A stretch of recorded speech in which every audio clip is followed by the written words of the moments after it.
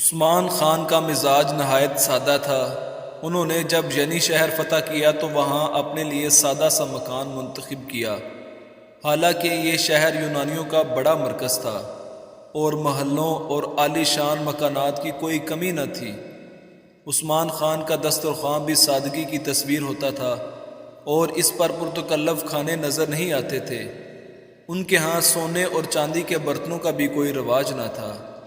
عثمانی حکومت کے اس پہلے سربراہ کے انتقال کے بعد ان کے گھر سے جو مختصر سا اثاثہ برآمد ہوا وہ یہ تھا: ایک سوتی امامہ، لکڑی کے 2 چمچے، ایک نمک دان، ایک دیچکی، چند عربی گھوڑے، زراعت کے لیے چند بیل، چند بھیڑیں اور ایک تلوار۔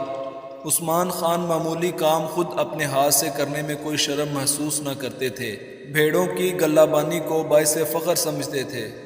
عثمان خان بڑے باعمل انسان تھے، نماز کی سختی کے ساتھ پابندی کرتے تھے، فرض نمازوں کے علاوہ راتوں کو بھی اپنے رب کی عبادت کیا کرتے تھے۔ وہ بے حد دلیر، باہمت، بے خوف اور مستقل مزاج ہونے کے ساتھ ساتھ نہایت نرم خو رحم دل اور فیاض بھی تھے۔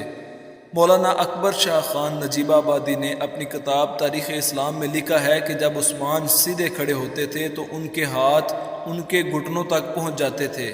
کہا جاتا ہے کہ ایسا شخص غیر معمولی طور پر بہادر ہوتا ہے۔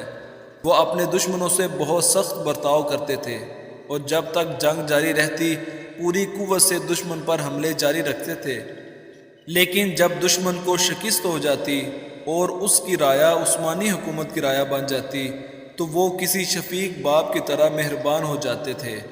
وہ خدا ترس اور شریعت کے پابند حکمران تھے۔ وہ جب بھی کسی نئے علاقے پر حملہ آور ہونے کا ارادہ کرتے، اس علاقے کے باشندوں اور حکمرانوں کو دعوت دیتے کہ اسلام قبول کر لیں یا محکوم بن کر جزیہ دیتے رہیں، ان کا تحفظ اسلامی حکومت کی ذمہ داری ہوگی، یا پھر جنگ کے لیے تیار ہو جائیں۔ یہ بالکل درست اسلامی طرز عمل تھا۔ عثمان خان جب بھی اپنی فوج کو کسی علاقے کی طرف پیش قدمی کا حکم دیتے تو ساتھ ہی یہ ہدایت بھی کر دیتے کہ اسلام کے کسی حکم کی خلاف ورزی نہیں ہونی چاہیے۔ ان کے حملوں کا بڑا مقصد یہ تھا کہ دنیا کا زیادہ سے زیادہ حصہ اسلام کی برکتوں سے فیض یاب ہو سکے۔ عثمان خان کی خوش اخلاقی اور اچھے سلوک ہی کا نتیجہ تھا کہ غیر مسلموں نے ان سے متاثر ہو کر بڑی تعداد میں اسلام قبول کر لیا۔ ان میں مشہور رومی سالار اور فرمانروا کوسس میخائیل بھی شامل تھے۔ ان کے قبول اسلام سے عثمانی مملکت کو بہت تقویت پہنچی۔ عثمان خان اناطولیہ کے پہلے مسلمان حکمران ہیں جنہوں نے منگولوں کی بڑی فوج کو کتیسا کے مقام پر زبردست شکست دی۔ اس جنگ میں منگولوں کی بڑی تعداد ماری گئی اور بے شمار کو قیدی بنا لیا گیا۔ ان تمام قیدیوں سے بہت اچھا برتاؤ کیا گیا اور انہیں اسلام کی دعوت دی گئی۔ نتیجہ یہ نکلا کہ ہزاروں قیدی مسلمان ہو گئے۔ ان نو مسلم منگولوں نے اسلام کی تبلیغ میں اہم کردار ادا کیا۔ اس طرح عثمان خان نے اس قوم سے اشاعت اسلام کا کام لیا۔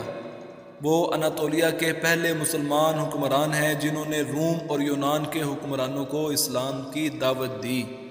جنہوں نے ابھی تک ہمارا چینل سبسکرائب نہیں کیا ان سے گزارش ہے کہ ہمارے چینل کو سبسکرائب کر لے اور بیل آئیکن کو دبا دے